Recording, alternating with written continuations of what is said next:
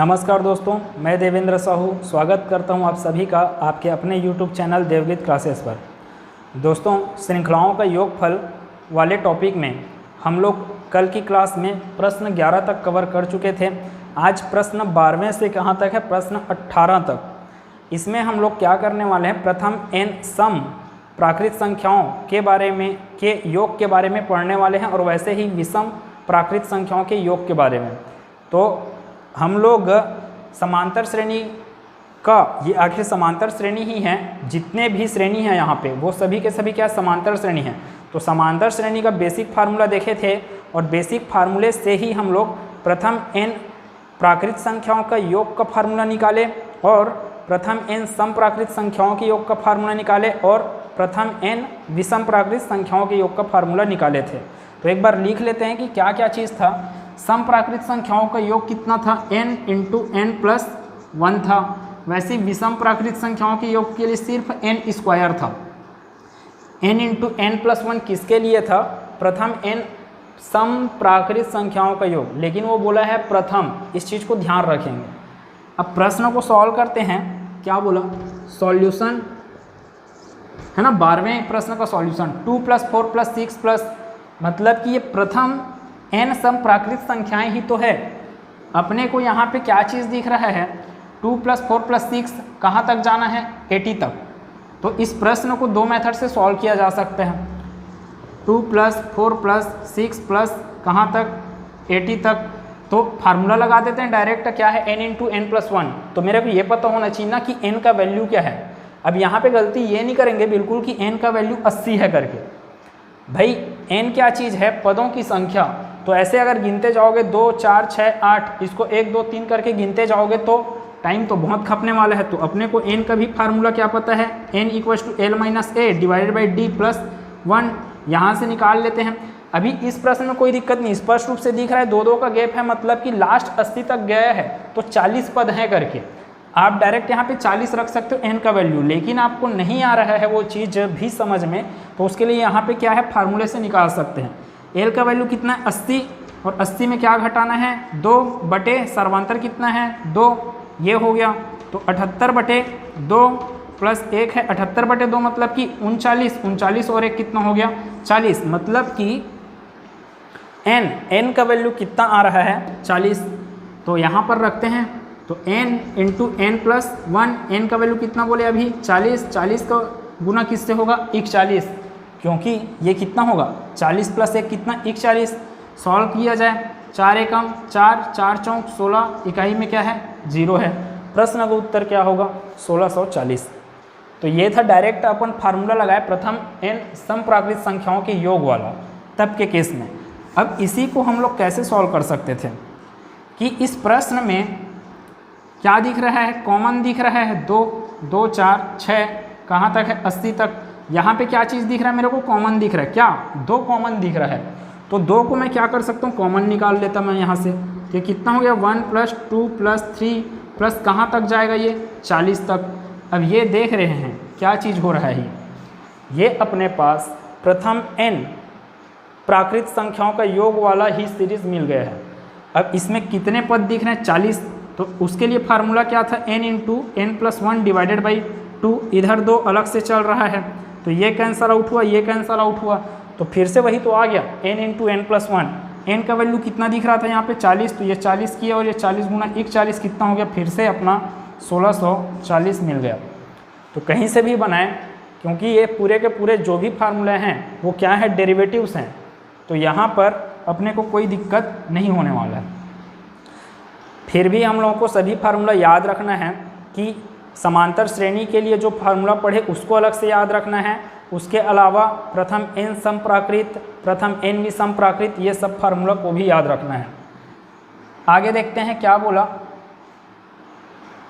28 से 80 तक पूछा है। अब ये क्या है? ये 1640 इस प्रश्न का उत्तर हो गया। अब वो पूछा 28 से 80 तक। तो अब हम इस फार्मूले को डायरेक्ट अप्लाई नहीं कर सकते, क्योंकि ये फार्मूला क्या है? अपना प्रथम n सम प्राकृत संख्याओं के लिए है, जबकि ये वाला फार्मूला किसके लिए है? ये दिख रहा है आपको 28 से 80, लेकिन वो प्रथम तो है नहीं। तो इस प्रश्न को कैसे सॉल्व कर सकते हैं? हम क्या कर लेते हैं? 2 से 80 तक 2 से 80 तक के सम संख्याओं की योग कर लेते हैं, उससे किसको घटा देंगे 2 से 26 तक। 2 से 80 तक का सम कर लिए, फिर क्या किए 2 से 26 तक के सम को घटाएंगे अगर, तो क्या आएगा 28 से 80 तक का सम आ जाएगा। तो करते हैं क्या चीज़ है, सॉल्यूशन 13 कि अपने पास क्या है 2 से 80 तक जाना है ना, इतना, इसमें से किसको घटा दें अगर 2 से 26 तक को घटा दें तो अपने को मिल जाएगा 28 से 80 तक का योग मिल जाएगा। यहाँ पर n इक्वस टू कितना दिख रहा है अपने को, n इक्वस टू है अपना 40 है ना, 2 से 80 तक जा रहे हैं 2-2 के अंतराल में, मतलब 40 पद है। यहाँ पर 13 पद है, 2 से 26 तक के अंतराल में कितना पद आएगा 13 पद। तो n इंटू n प्लस 1 का फार्मूला यहाँ पे लगाते हैं, 40 गुना 41 होगा क्योंकि n का वैल्यू 40 हुआ, माइनस यहाँ पर कितना हुआ 13 हुआ n का वैल्यू, तो 13 का गुना किससे किए 14 से, क्योंकि n प्लस 1 कितना होगा 14। तो इसको सॉल्व किया जाए, ये कितना हो रहा है, फिर से वही चीज़ जो आया था 1640, 40 गुना 41 अभी किए थे 1640 है, माइनस इतना करते हैं 13 चौक 52, हासिल आया 5, 13 कम 13, 13 5 18। 1640 में 182 को अगर घटा दें तो अपने को इस प्रश्न का उत्तर मिल जाएगा।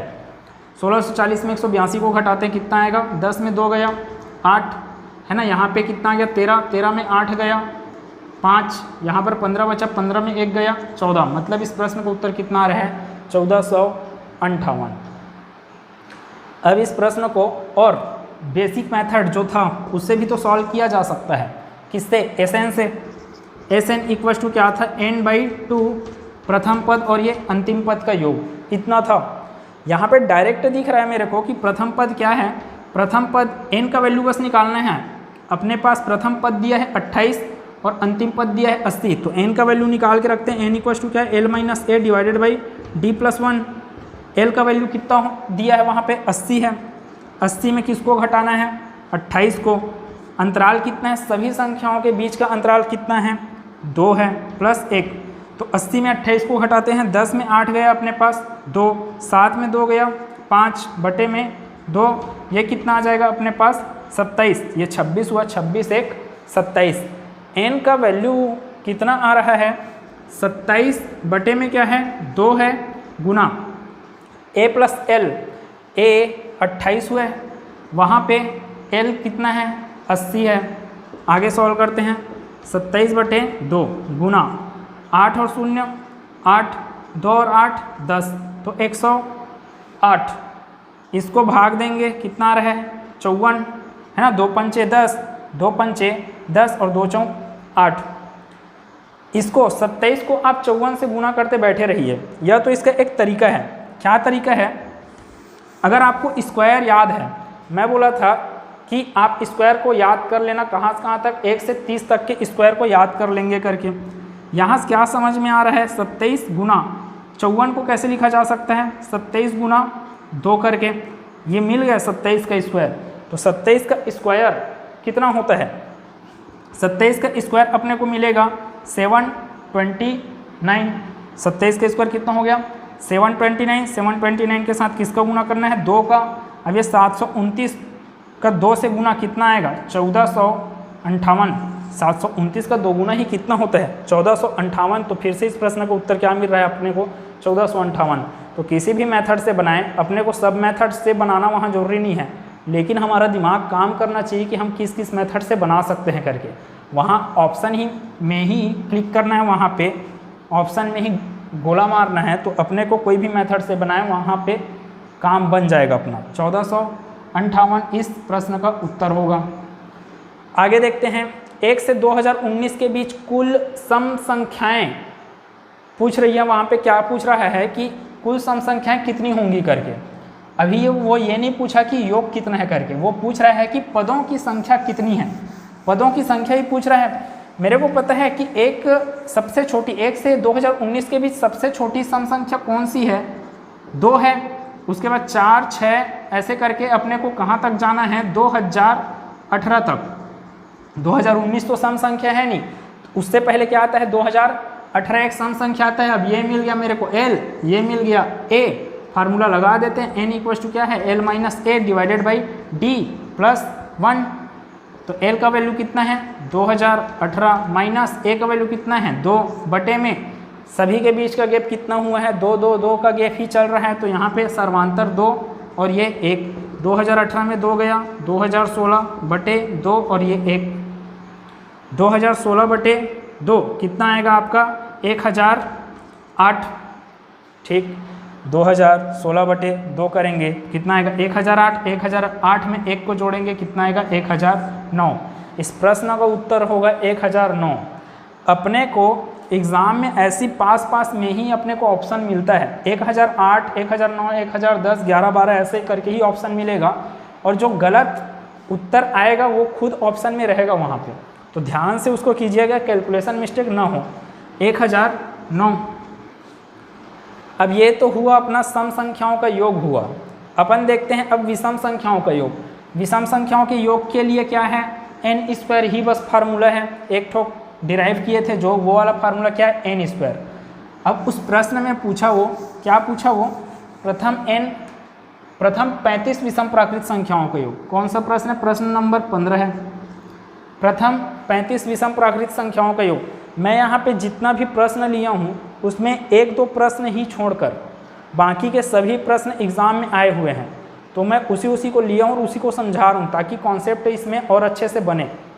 प्रथम 35 विषम प्राकृत संख्याओं का योग क्या होगा, मेरे को पता है फार्मूला क्या होता है एन स्क्वायर। विषम प्राकृत संख्याओं, प्रथम एन विषम प्राकृत संख्याओं के योग के लिए फार्मूला है एन स्क्वायर। अब मेरे को n का वैल्यू वहाँ पे दे दिया है, कितना दे दिया है, प्रथम 35 बोला ना, मतलब 1 3 5 7, वो पहले से ही बोल दिया है पदों की संख्या कितनी है 35। तो यहाँ पे चुपचाप अपने कुछ नहीं करना है, 35 का स्क्वायर निकालना है जो कि अपना होता है 1225। अब ये किसी को नहीं आता अगर निकालने, तो क्या कीजिए 35 गुना 35 है, इस 35 को सॉल्व करते मत बैठिए, चुपचाप क्या करना है अपने को। अच्छा ये 35 स्क्वायर है, 35 स्क्वायर मतलब कि 30 + 5 का क्या कर लें अपन स्क्वायर कर लें, मिल जाएगा 35 स्क्वायर। 30 स्क्वायर मतलब कि 900, 5 स्क्वायर मतलब कि 2500, 2 पंचे 10, 10 तिया 30 मतलब कि 300। a square plus b square plus 2ab का ही तो फार्मूला लगाया मैं, तो ये कितना हो जाएगा 5 और ये हो गया 2, 9 3 कितना हो गया 12, 1225 इस प्रश्न का उत्तर आ रहा है। ठीक है, आगे चलते हैं। 100 तक की सभी विषम संख्याओं का योग, मतलब कि 1 + 3 + 5 + 7, ये सब चीज़ वो पूछ रहा है। अब ये मत बोल देना कि n का वैल्यू 100 है करके, n का वैल्यू 100 नहीं है। अपने को इसमें एक सीरीज़ निकालते हैं पहले हम लोग। क्या सीरीज़ है, 1 + 3 + 5, कहाँ तक जाना है इसको 100 तक बोला ना वो, तो 100 से पहला विषम संख्या कौन होता है 99। वही तो पूछा, 1 से 99 तक की विषम संख्याओं का योग पूछ रहा है वो। अब मेरे को यहाँ पे अंतिम पद दिख रहा है 99, प्रथम पद है क्या 1, तो n का वैल्यू मैं निकाल सकता हूँ कैसे, 99 - 1 बटे d दिख रहा है कि कितना अंतराल 2-2 का अंतराल है, मतलब कि यहाँ पे 2 + 1 99 - 1 कितना आ गया 98, 98 बटे 2 + 1 98 बटे 2 मतलब कि 49, और 49 1 कितना हो गया अपने पास 50, मतलब कि n का वैल्यू आ रहा है 50। चाहिए क्या चीज़ अपने को n स्क्वायर, क्योंकि वही तो पूछा विषम संख्याओं का योग, तो n स्क्वायर मतलब कि 50 का स्क्वायर, 50 का स्क्वायर मतलब कि 2500 क्या हो जाएगा, इस प्रश्न का उत्तर हो जाएगा। आगे चलते हैं। अब फिर वही केस है, आगे में प्रथम n प्राकृत संख्याओं का योग नहीं दिया है, वो क्या बोला 23 से डायरेक्ट कहाँ निकालने बोला है वो 71 तक। तो 23 से 71 तक फिर बेसिक फार्मूले से हम लोग बना सकते हैं। कौन सा बेसिक फार्मूला, जो समांतर श्रेणी के लिए पढ़े थे। या तो फिर क्या किया जाए, हम लोग 1 से लेकर 71 तक का योग निकालते हैं, उसमें से 1 से लेकर 21 तक के योग को घटा देंगे तो आंसर मिल सकता है अपने को। तो कई मेथड से बनाया जा सकता है इसको। कौन सा प्रश्न है, प्रश्न 17। प्रश्न 17 में देखते हैं n स्क्वायर का फार्मूला लगाना है ना, तो पहले क्या है 1 से मैं कहाँ तक निकाल लेता हूँ, 1 से 71 तक का योग। इसमें से अगर मैं किसको घटा दूँ, 1 से कितने तक के योग को घटा दूँ, 21 तक के योग को अगर मैं घटा दूँ तो मेरे को 23 से 71 तक का योग मिल जाएगा। तो इसको सॉल्व किया जाए। इसके लिए पदों की संख्या 71 - 1 बटे गैप कितना है 2 का, तो ये इतना 71 माइनस 1 मतलब कि 70, 70 बटे 2 मतलब कि 35, 35 और 1 36। तो यहाँ पर पद कितने आ गए 36। यहाँ पर कितने आ रहे हैं टोटल पद 21, 21 माइनस 1 20, 20 बटे 2 10, 10 प्लस 1 11। कैसे 21 अंतिम पद से किसको हटाना है प्रथम पद को, बटे में क्या आया अंतर का 2, सर्वांतर 2 है प्लस 1, तो ये कितना आ गया 20, 20 बटे 2 मतलब कि 10, 10 और 1 21, सॉरी 10 और 1 कितना हो गया 11। ठीक है, तो पदों की संख्या यहाँ पे 36 है, यहाँ पर पदों की संख्या कितना है 11 है। तो 36 का स्क्वायर निकालना है, मतलब कि ये क्या है 36 का स्क्वायर फार्मूला में रखते हैं n स्क्वायर, इसके लिए निकालेंगे तो ये क्या है 36 के स्क्वायर में से अपन किसको घटा दें 11 के स्क्वायर को, तो अपने को आंसर मिल जाएगा। 36 का स्क्वायर कितना होता है 1296, 11 का स्क्वायर 121। अब 36 का स्क्वायर फिर अपने को निकालने नहीं आया, अगर मतलब याद नहीं है अपने को, तो क्या किया जाए 30 + 6 टोटल का घात कितना हो गया 2, 30 स्क्वायर मतलब कि 900, 6 स्क्वायर मतलब कि 36, 2 छके 12, 12 तिया 36, 360। a square plus B square plus 2ab का ही तो फार्मूला लगाया मैं, तो यहाँ पर 6, 6 3 9 और ये कितना हो गया 9 3 12, तो ये 1296। 1296 में से किसको हटाना है 121 को, 6 में 1 गया 5, 9 में 2 गया 7, 12 में 1 गया 11। तो इस प्रश्न का उत्तर अपने को क्या मिल रहा है 1175। एक तो ये वाला मेथड है। अब एक मेथड और देखते हैं जो बेसिक मेथड है इसका। कौन सा बेसिक मेथड बोल रहे, समांतर श्रेणी का योग वाला जो मेथड। अपने को यहाँ पे क्या समझ में आ रहा है कि पहला जो संख्या है वो क्या है 23 है और अंतिम संख्या क्या है 71 है, मतलब L = कितना है 71। अब मैं बोला कि समांतर श्रेणी का जो बेसिक फार्मूला है उससे सॉल्व करते हैं अगर, तो Sn = n/2 a + l। मेरे को सिर्फ किसका वैल्यू निकालना है n का, क्योंकि a और l का वैल्यू तो दे ही दिया है। मेरे को पता है n का value l - a / d + 1। l का वैल्यू कितना 71 माइनस कितना a का वैल्यू कितना है 23 बटे d का वैल्यू कितना है, सब में अंतराल कितने का था 2 का अंतराल था, तो फिर इसमें बटे में क्या आ जाएगा 2 और ये 1, 11 में 3 गया है ना, 11 में 3 गया 8, यहाँ 6 में 2 गया 4, मतलब 71 - 23 करेंगे तो आएगा 48, 48 बटे 2 और ये 1, 48 बटे 2 मतलब कि 24, 24 और 1 कितना हो गया 25। तो n का वैल्यू कितना आ रहा है 25, तो ये 25 बटे 2 गुना a + l। a का वैल्यू कितना है 23 है, l का वैल्यू 71 है, तो ये 23 और ये 71 का जोड़ करते हैं इसको 25 बटे 2, 3 और 1 4, 7 2 9, तो ये 94। इसको सॉल्व किया जाए 25 भाग देंगे तो ये कितना आएगा 2 चौक 8 है ना, और ये 2 सत्ते 14। तो 25 का गुना किससे करना है, अर्थात 47 से। तो करके देखते हैं 25 का गुना 7 से, 25 सत्ते कितना होगा 175, 25 चौक 100 और उसमें 3 और करना है, मतलब कि 25 सत्ते 175। अपने पास हासिल कितना आ गया 17, 25 चौक 100, 100 और 17 कितना हो जाएगा 117। तो इस मेथड से भी अपना आंसर क्या रहा है 1175। लास्ट क्वेश्चन, पहले 10 विषम संख्याओं का योग, मतलब 1 + 3 + 5 + 7 + n का वैल्यू डायरेक्ट दे दिया है वो 10, और अपने को पता है कि इसका वैल्यू क्या होता है n²। प्रथम n विषम प्राकृत संख्याओं का योग क्या होता है आपका n²। तो n² मतलब कि 10², 10² मतलब कि 100। तो ये प्रश्न का उत्तर ये है। ये प्रश्न आया हुआ है एग्ज़ाम में, भले सरल है लेकिन आया हुआ है। अब कोई ज़रूरी नहीं कि हर एग्ज़ाम में ये सब चीज़ प्रश्न वगैरह रिपीट हों।